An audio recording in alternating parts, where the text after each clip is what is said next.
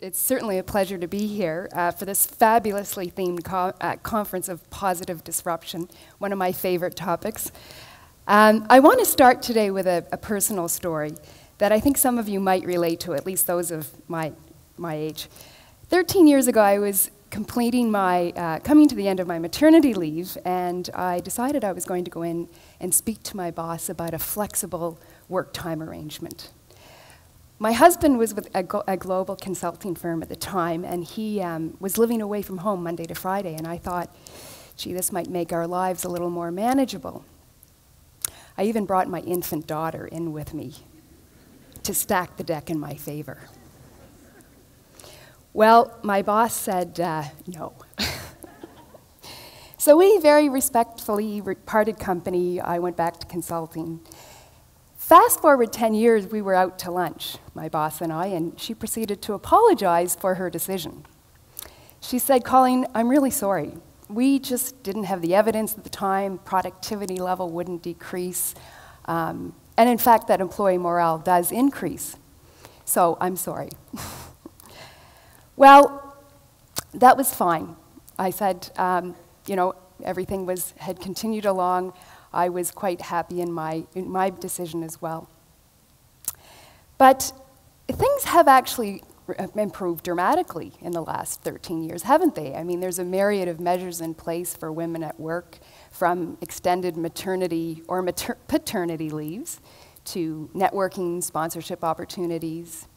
Furthermore, we have scads of studies that actually indicate that gender-diverse companies are higher performing and more productive.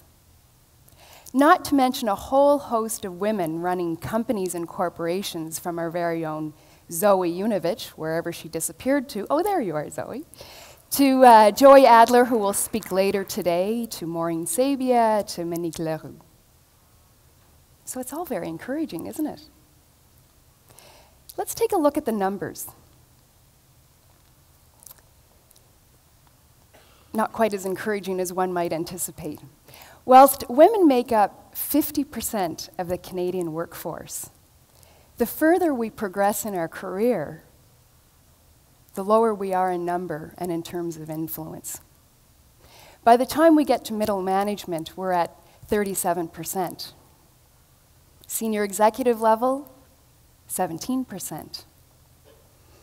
To top levels, where only 5% of CEOs are women. But before we move from this slide, I want to ask everyone in the room to think about what you're thinking about. What assumptions are you making about why these numbers are the way they are? Are we saying to ourselves, well, women just don't invest in their careers the way men do? They don't make the same choices. Women don't have the same aspirations as men to leadership? Or it's that proverbial glass ceiling that we just cannot crash through? Well, we decided to test some of these assumptions. So starting with the first one, investment in career. As it turns out, through a study of over 10,000 graduates across 3 continents, when you look at men and women and the strategies they use to get ahead, they're actually identical. The difference is men and women are offered different opportunities.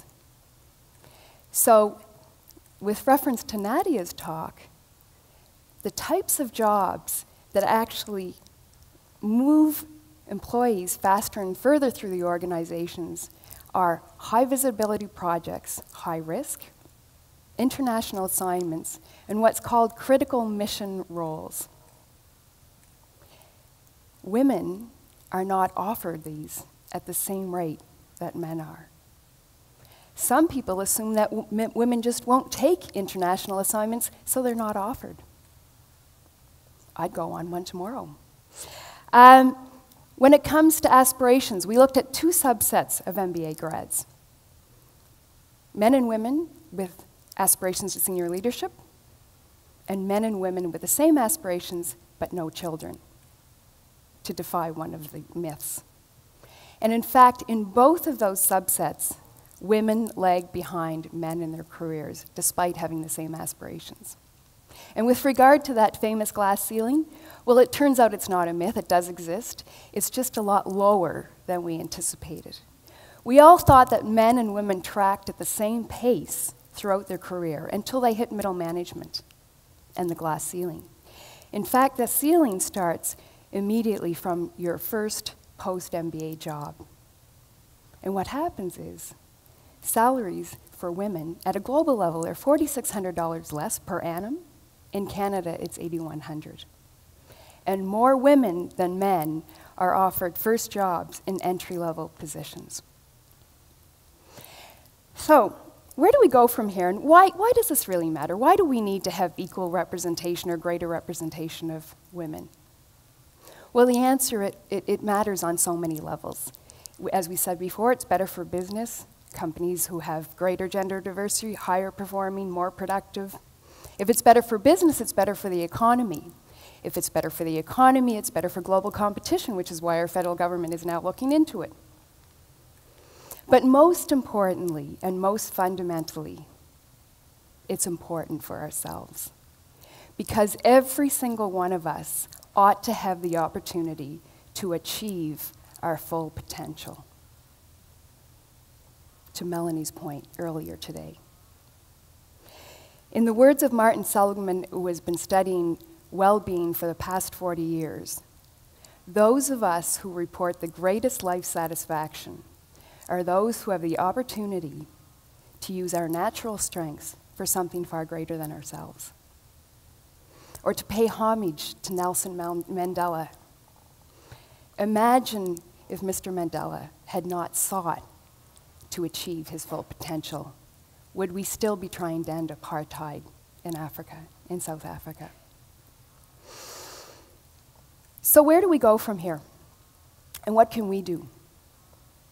Well, it's certain that no single individual or organization is responsible for any sort of systemic social challenge. So we don't expect one person to change it, which is why we need a collective approach.